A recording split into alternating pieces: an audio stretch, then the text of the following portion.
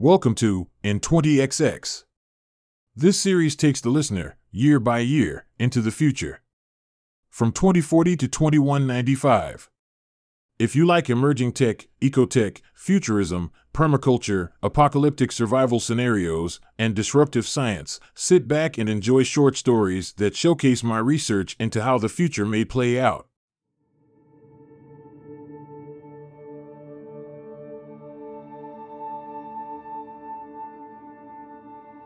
With a big head and bushy brows, Brandon has lived all his 22 years in New Jersey. Over the summer, his fifth-story apartment becomes a third-story apartment when cities all along the East Coast construct reinforcement piers and build elevated streets sometimes 3 stories higher than the originals. Instead of retreating from the coast, many cities build further out over the water. Brandon misses the beaches, but he visits the new malls hanging over the water more than he visited the old boardwalks. He can bring a torp and a paper sack down a ramp to a floating dock in the summer. One dock holds a Ferris wheel, but every time storms of high winds show in the forecast, tugs move the docks into storage. The docks are gone for the winter when he grabs breakfast in a diner that overlooks the water. An ice storm assaults the windows to a point where he can't make out the water at all. He hasn't been up this early in a super long time. He's had no reason to. His job doesn't care what time he gets up. After installing an app that sends biotic real-time streams of every movement of his VR dots, they pay him $5 a day. Rent costs $40 a month. This plate of waffles and eggs costs 30 cents. No need to worry about money. But day after day of gaming becomes boring. As he eats, he takes a giantess entry-level test. His ear canaling implant tunes out the sounds of other diners. To take the test, he must agree to let the app block all other internet use.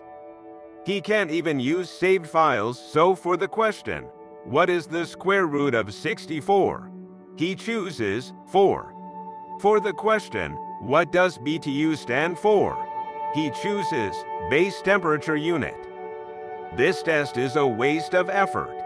Finishing his food and wanting to leave, he chooses answers randomly without reading the questions and closes the app before getting the score.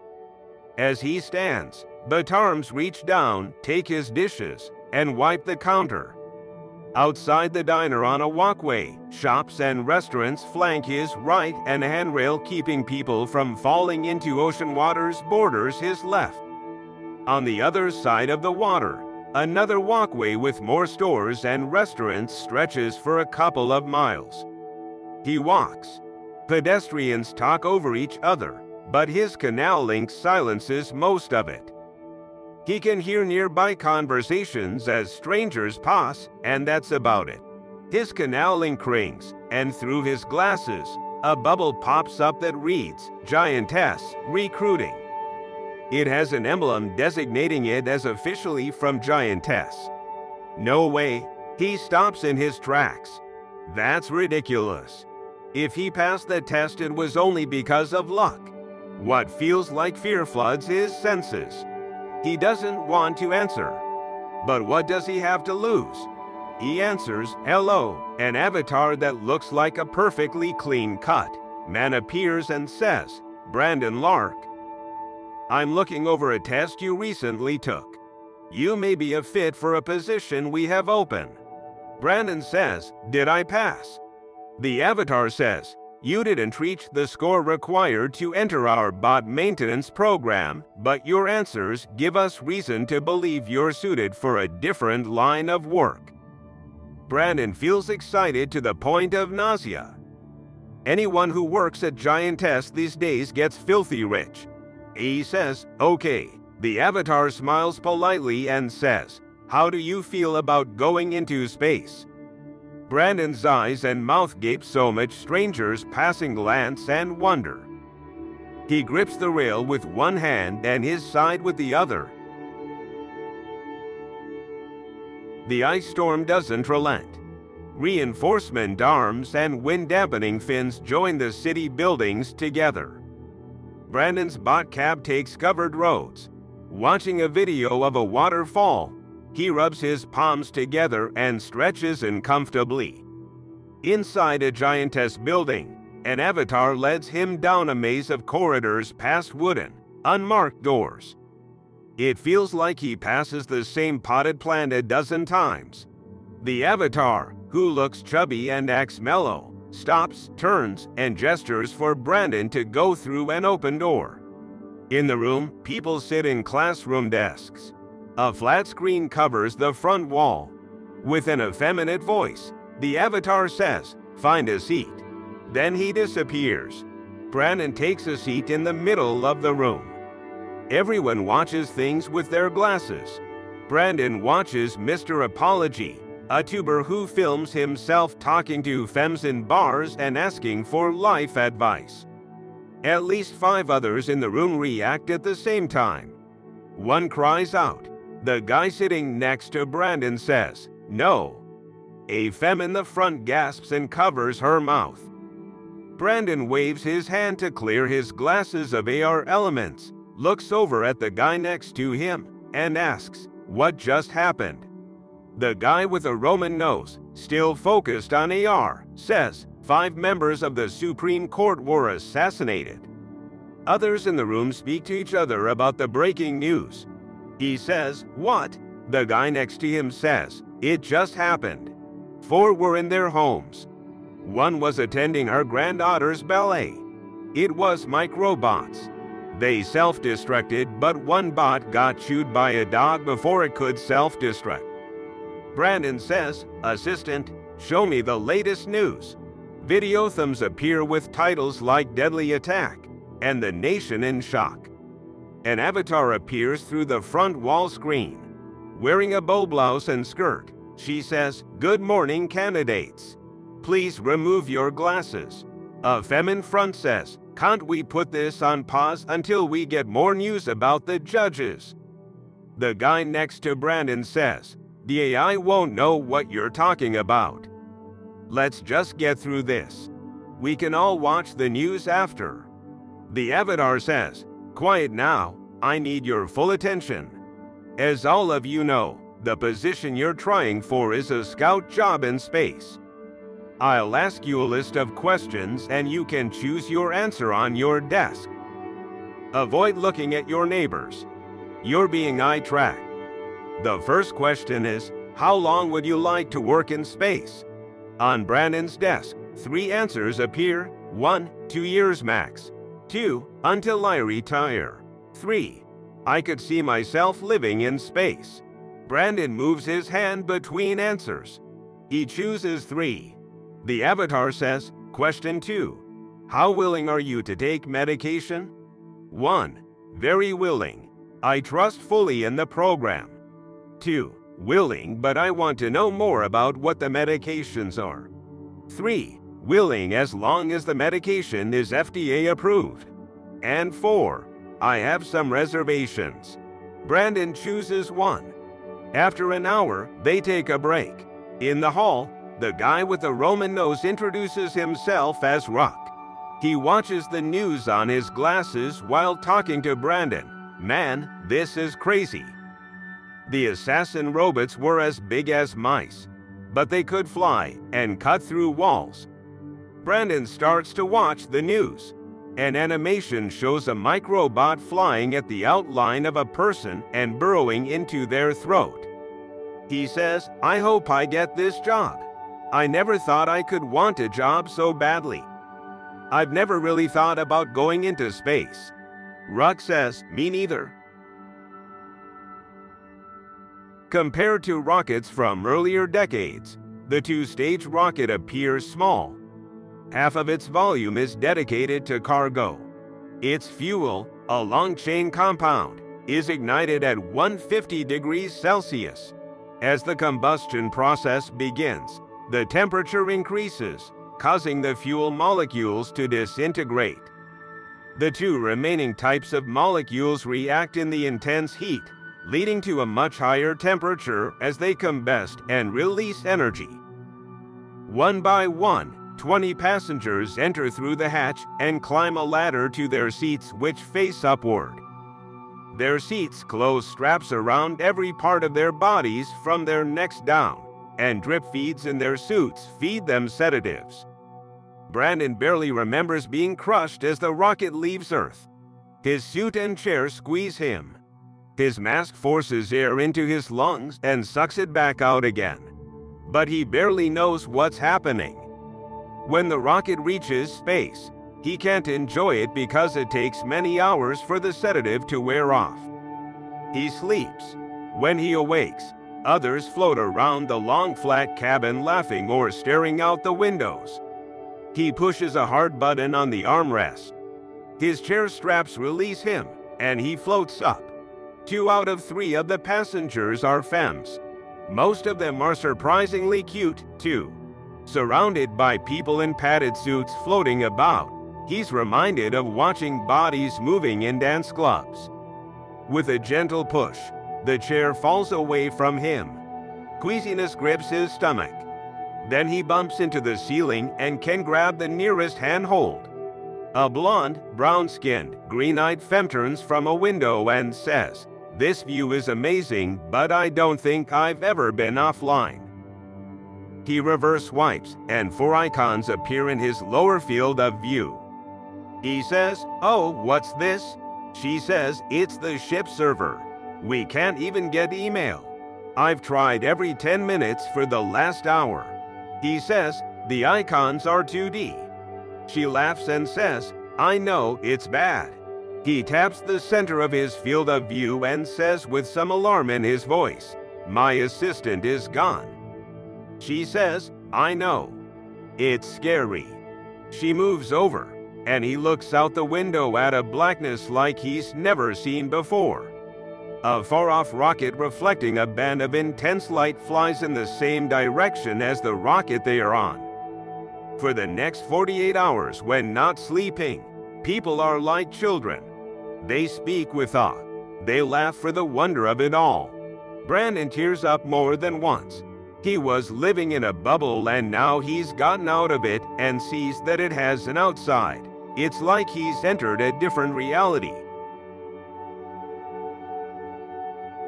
Under the moon's surface, inside a lava tunnel, inside a habitat, life is cramped. In long, windowless cylinders, maneuvering around people in gravity that everyone moves awkwardly in, becomes a bother just a few days after Brandon arrives. The bunks stack 3 high, line long tubes with narrow passages between them. He jumps floats into his middle bunk, stretches flat to settle onto the mattress, and pulls the curtain all the way close. It seems like he's at arm's length with at least one other person at all times. At least he can set his canal links to silence chatter. The internet is limited, so he plays pre-downloaded music. It's seriously crazy that they can house a bunch of people on the moon, but they can't put in some decent servers. He gets it that the firewall prevents him from posting and AI scrub his emails of any sensitive information. Who cares? He's never felt the frenzy to create content. But the only way he can get a video to play is to download it first. For someone about to cross the midpoint of the century, that's hearse and buggy conditions. It hurts. It becomes a hassle just to chill and watch videos. His favorite games don't work without full-speed internet, so he finds some janky games that do.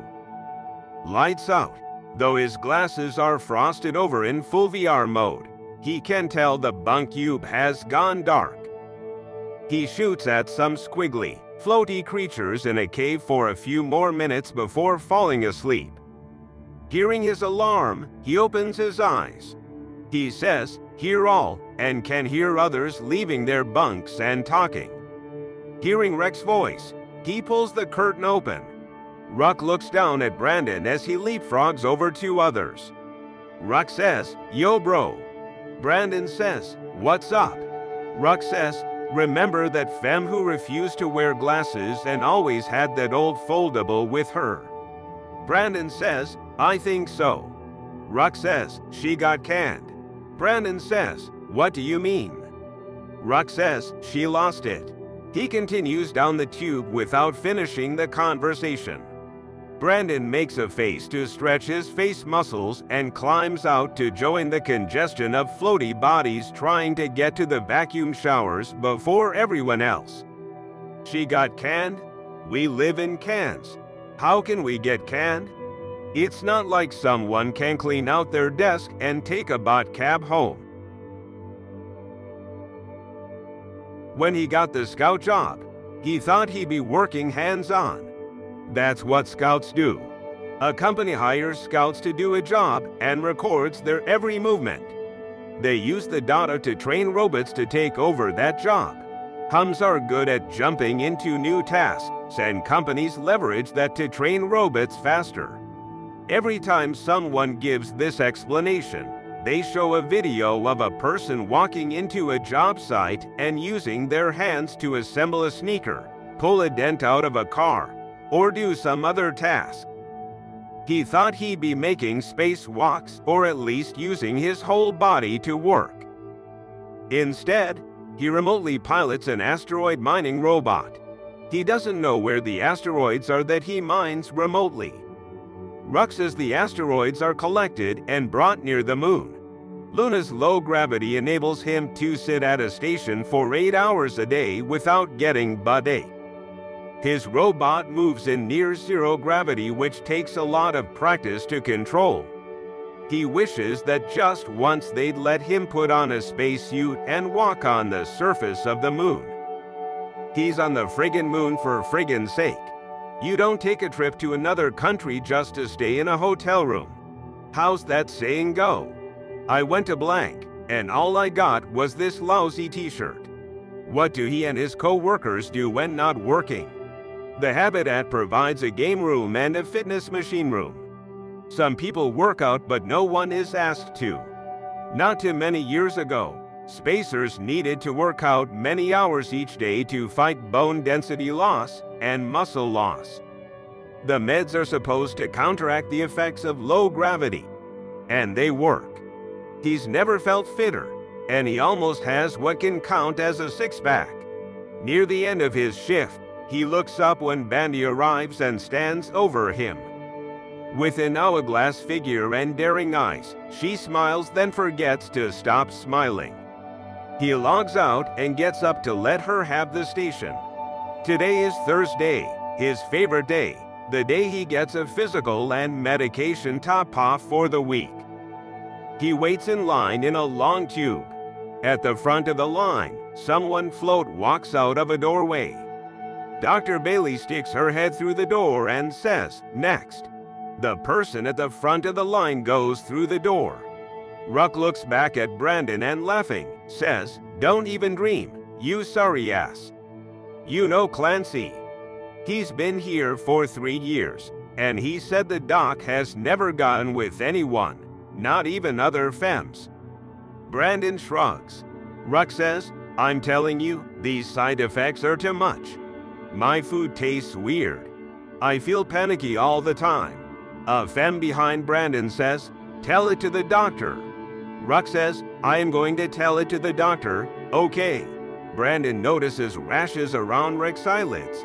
20 minutes later at the front of the line, Dr. Bailey calls Brandon into her cylinder-shaped office. He sits on the examination table.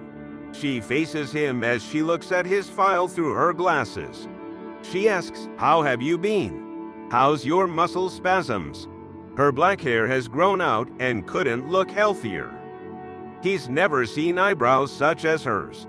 Is he imagining, or does he smell milk? He had a babysitter who used to smell like milk, that is, before she left town and had a baby. He says, "I still get them. Stretching helps.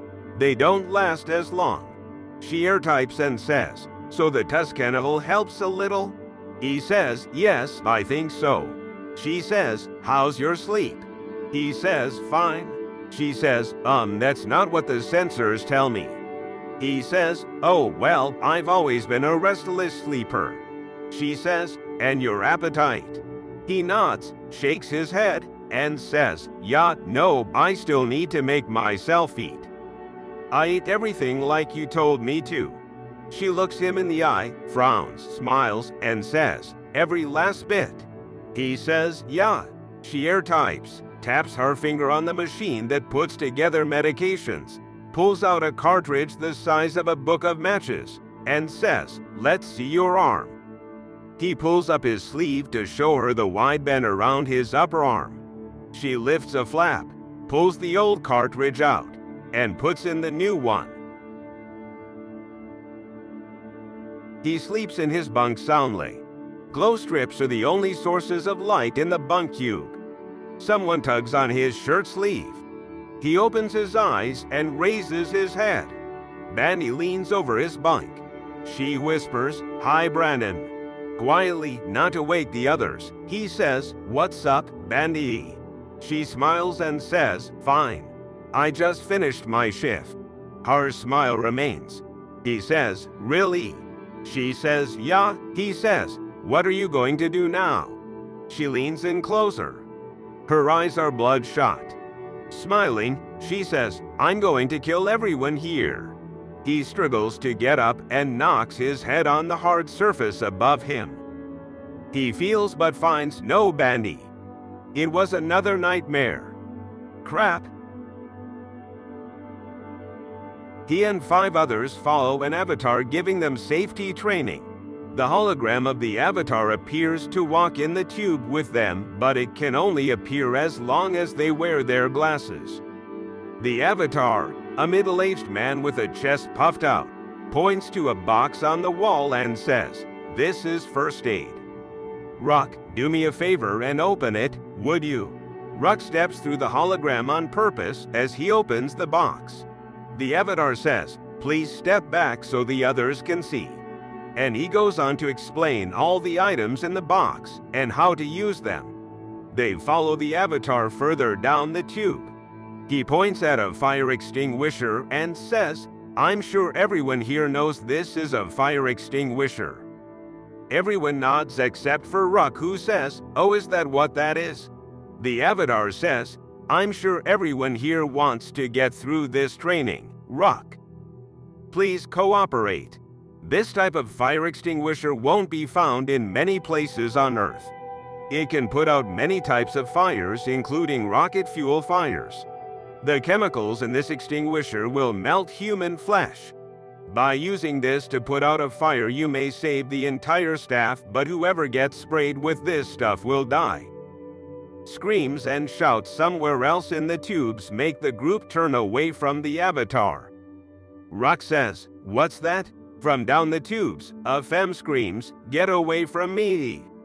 Another femme shouts, "The jacket. Get the restraint jacket." Toya, a femme Brandon never talks to much even though everyone's packed inside this habitat, comes bounding flying down the tube yelling, "Help!" She's lost it. Ruck says, "Who?" Toya tumbles into them, knocking everyone over.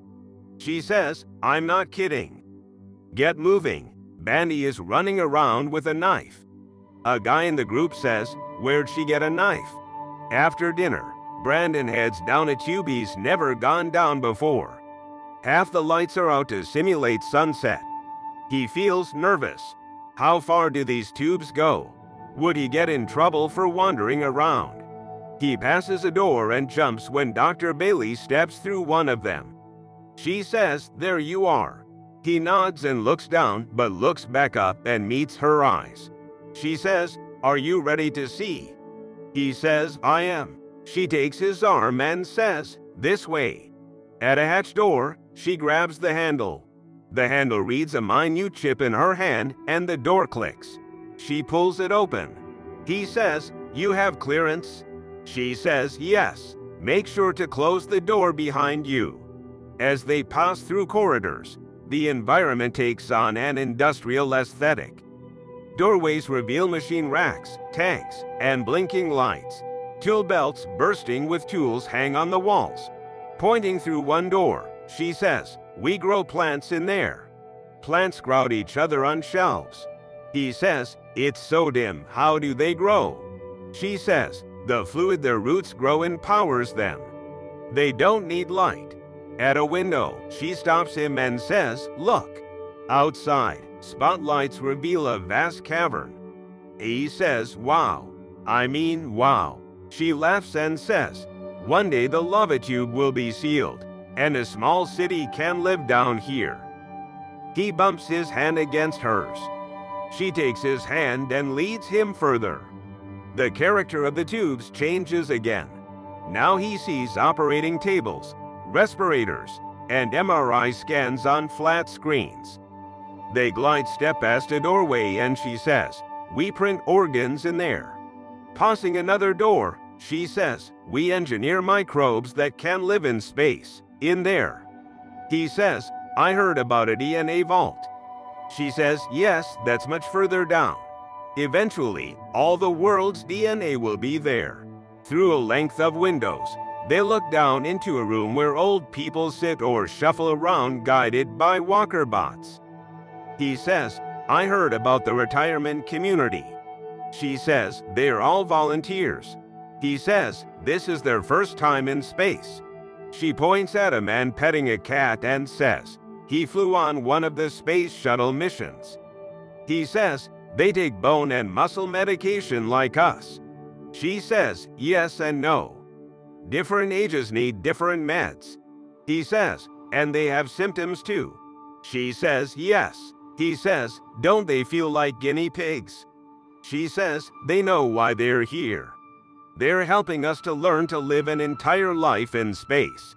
Space will never be so hard to live in as it is for our generation." He nods and watches her lips. They move into a couple's cabin. Some people pretend to be couples just to get out of the bunk tubes, but Brandon and Dr. Bailey, or Shira as he now calls her, don't need to pretend. They sit on the couch that can fold out to a bed and speak with an AI consultant appearing to sit across from them.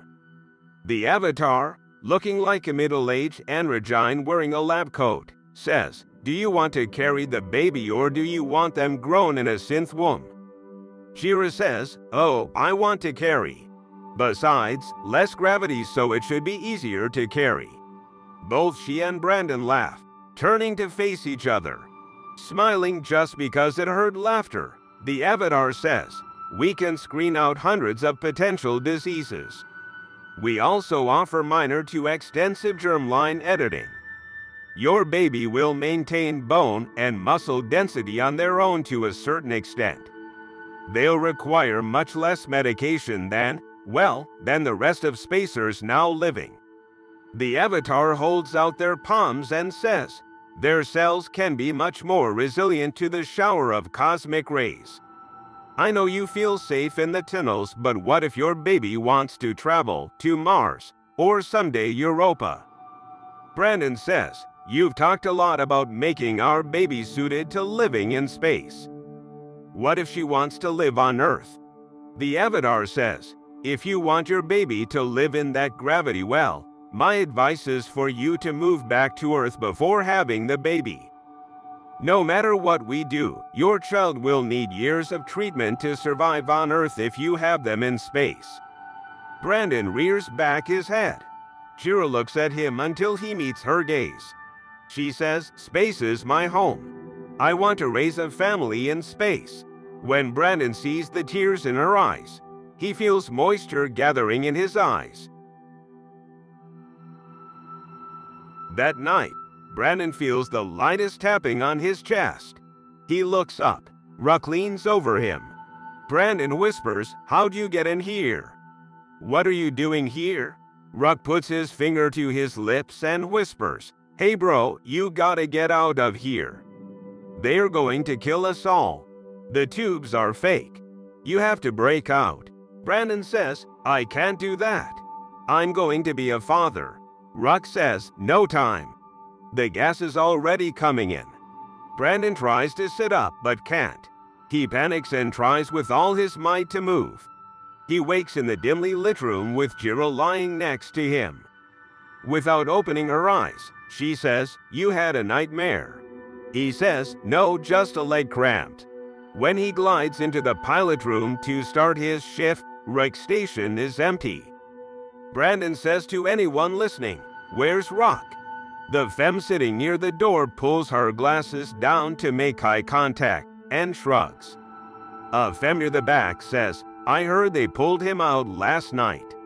Brandon says, "Pulled him out?" She says, "The pressure. It got to him." Brandon stands looking over the heads of the others until two pilots try to push past him to get in the room. The femme near the door says, "Sorry to hear about your friend." On Earth, in New Jersey, in a bar that can hold hundreds at night but is now mostly empty in the daytime, Bandy sits in a booth. Her glasses, in two-way mirror mode, hide her eyes. She remains still when Rock enters, searches the room for her, spots her, and walks past booths and around tables toward her. On the way, he swipes and taps in the air.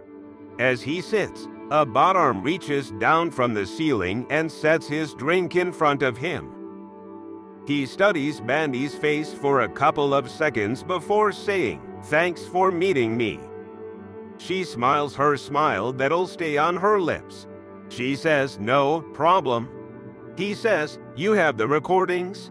With a fingers walking gesture and a picking out gesture, she pulls up some video files in her AR.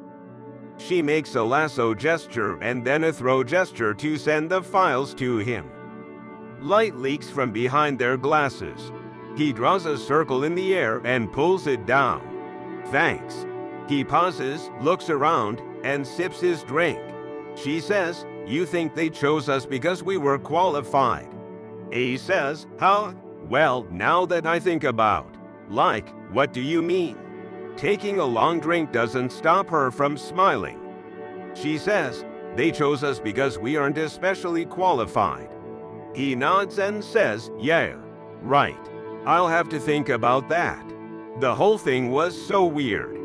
Do you remember a few years ago in the news when that astronaut died?" She drinks again and nods. He says, "That guy had a friend on Earth he talked with all the time." She says, "So?"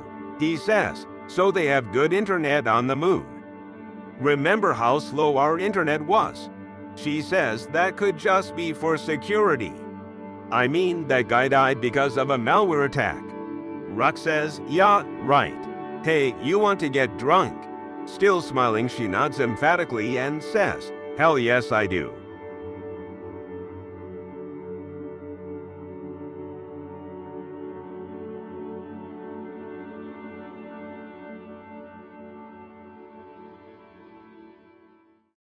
Thank you for listening. I will never run ads on this podcast. Please take the time to rate, review, and subscribe so that more future-minded people can find this show. My landing page is n20xx.com. There, you can find the companion website to this podcast that includes an illustrated timeline and glossary.